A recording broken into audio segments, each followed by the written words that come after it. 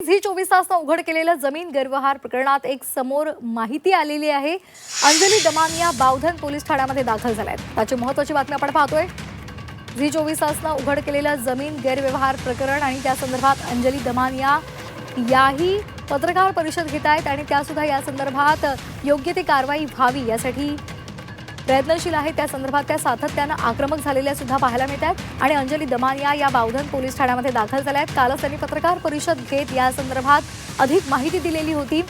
तेजवानी आणि पार्थ पवार यांच्यामध्ये power of attorney सुद्धा झाल्याचं त्यांनी सांगितलेलं होतं आणि आता त्या बावधन पोलीस ठाण्यामध्ये पोहोचलेले आहेत। विजय कुंभार आणि अंजली दमानिया जे आहेत ते आता बावधन पोलीस स्टेशनमध्ये या ठिकाणी दाखल झालेले आहेत।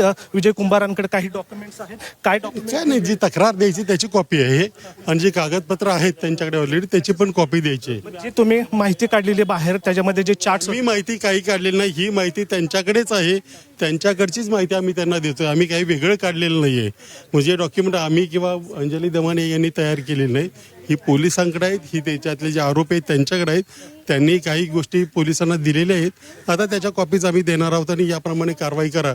जशी मध्यंतरी त्यांनी मागणी केली होती की आमच्या म्हणजे कोण आहेत त्यांच्यावर गुन्हे दाखल करा, तर आम्ही आपले जे आहे तेवढे पुरावे देणार आहे, बाकी काही नाही आहे। या ठिकाणी अंजली ताई काय डॉक्युमेंट्स आज आपण देतात? कारण जे चार्ट्स तुम्ही जे होतं ते तुम्ही या ठिकाणी पोलिसांना सादर करणार। हो, आता आमच्याकडे जेवढे सगळे डॉक्युमेंट्स आले आहेत ते पोलिसांना देणं माझं कर्तव्य आहे म्हणून मी करणार आहे आणि प्रत्येक कागदावर पार्थ पवारांची सही आहे, त्यांच्यावर FIR हा झालाच पाहिजे।